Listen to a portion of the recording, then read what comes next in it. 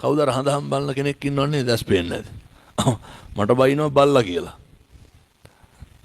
මම්ම පව් ඉතින් මොනා කරන්නද? මෙව ඇහිලවත් හැදෙනව නම් ලොකු දෙයක්. ඒ කියන්නේ මේ මිනිස්සු පව් ඒ නොදැනුවත්කම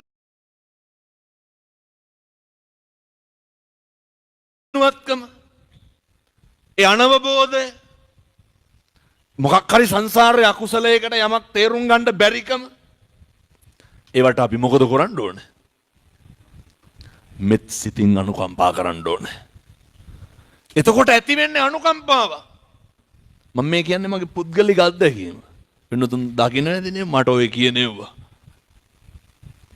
මේ සමහර නීතිඥ මහත්තුරු කියලා දෙනවා හාමුදුරුවනේ මේ දැන් නම් මේ එක යන්ත්‍ර වාසියක් යවු. වෙනතුනේ මේ නොදැනුවත්කමට අපි මොකද කරන්න ඕනේ? ඒ අනවබෝධයට යත්තන් ඒකට අනුකම්පා කරන්න ඕනේ. පුරුදු වෙන්න. එතකොට කවදාවත් කේන්තියන්නේ මේ පුද්ගලිකව අත්දැකපු එකක් කියන්න හෙට ඉඳන් කරලා බලන්න. කවුරු හරි අපිව සැක කරලා මේ ගෙදර හෝ වේවා රැකියාව කරන තැන හෝ වේවා කුලප්පුණන් වෙන්න යන්න එපා. කලබල වෙන්න යන්න එපා. ඒ කියන දේ ඒ කරන දේ දිහා බලන්න පුරුදු වෙන්න.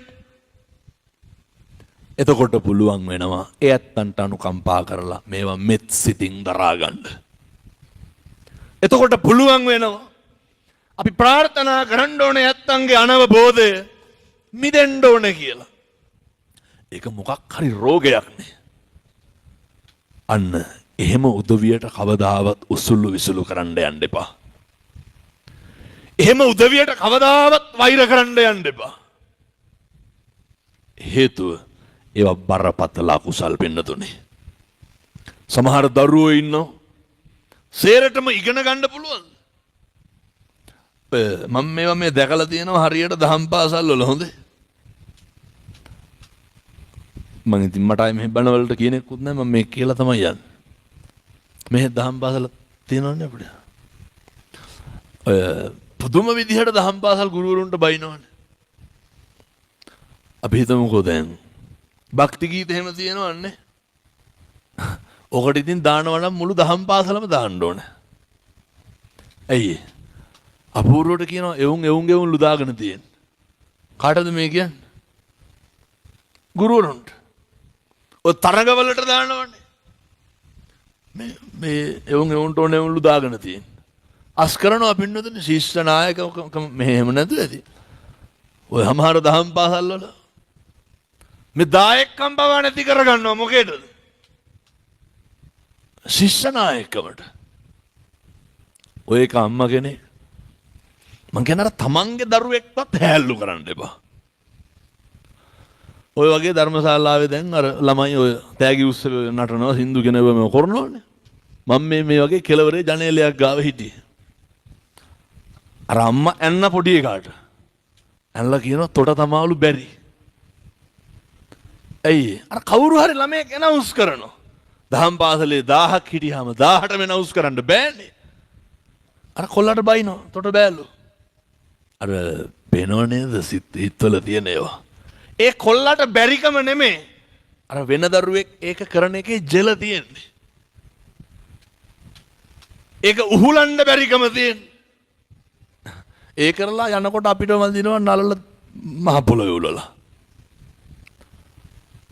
මෙහෙම තේරුමක් තියෙනවා. මම පින්නතුනි මේ එකින් එකට හිතන්න. ගෙදර බල්ලට පූසට වුණත් එහෙමයි. අපූර්වට සත්තුන්ට ආදරේ කරුණාවන්තයි. බැරි වෙලාවක් දැන් යනකොට පූස හාල් මැස්ස මුල වතුර ගහ ගහ හිටියොත් එහෙනම් මොකද? හාල් මැස්ස 4ක් කකා ඉඳි. අරකට සුමානයකට බත් නැහැනේ ගෙදරේ. කරුණාව පහල වෙනවා. කණ්ඩ බැරි මේ හම්බ කරගෙන කණ්ඩ බැරි හින්දානේ හොයාගෙන කන්න. මෙන්නතුනි මේ හැම තන්නේ පිටලා තියෙන්න ඕන මේ අපේ ගුණයන් කියන ඒවා. මේ නොදැනුවත්ව සිද්ධ වෙන පාප කර්ම.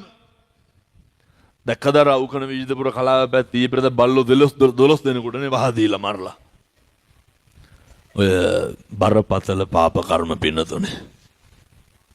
මම දැක්ක සමහරු ඔය සමහර ඉතින් බල්ලෝ ඉන්නවනේ බයිසිකල් වල මෙහෙ පැත්තේ තියෙනවා පන්නනේ බයිසිකල් වල යනකොට නැතුවේද? බයිසිකල් යද්දි පන්නනෝ. එක තරුණේ දාලා තිනවා. අර පොල්ලක් අරගෙන ගිහිල්ලා දත් කැඩෙන්න ගහලා බල්ලට.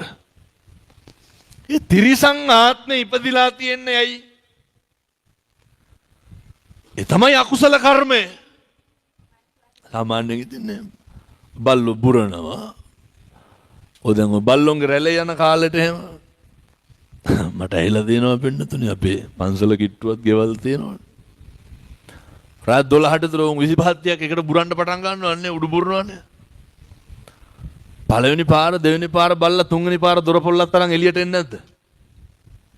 කුණුහරුප එකයිනේ. බල්ලෝ බුරනවා ඒක බල්ලාගේ හැටි. බල්ලෝ බුරන්න නතු කතා කරන්නයි.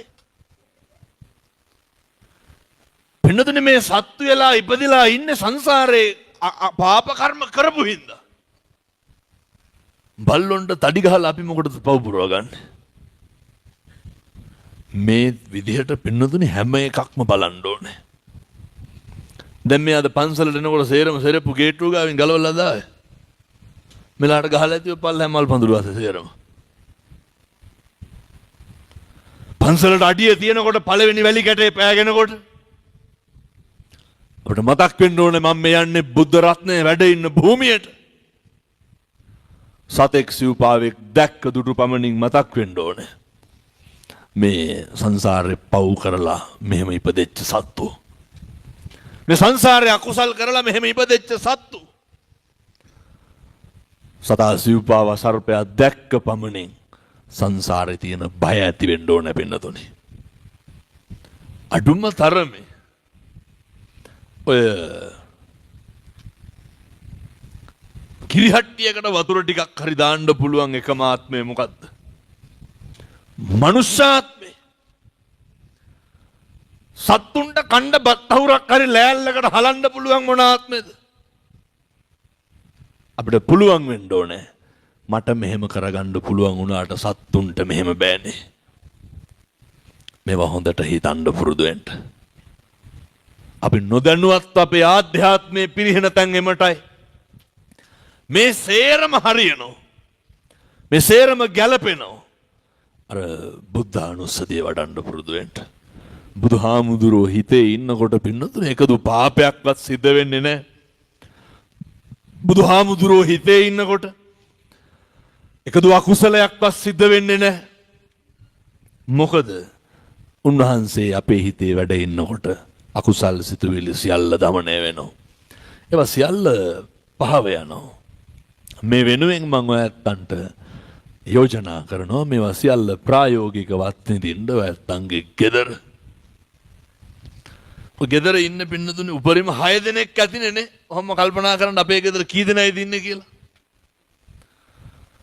ලොකු පිරිසක් ඉඳලාද සැනසීම නැත්තේ, පොඩි පිරිසක් ඉඳලාද සැනසීම නැත්තේ.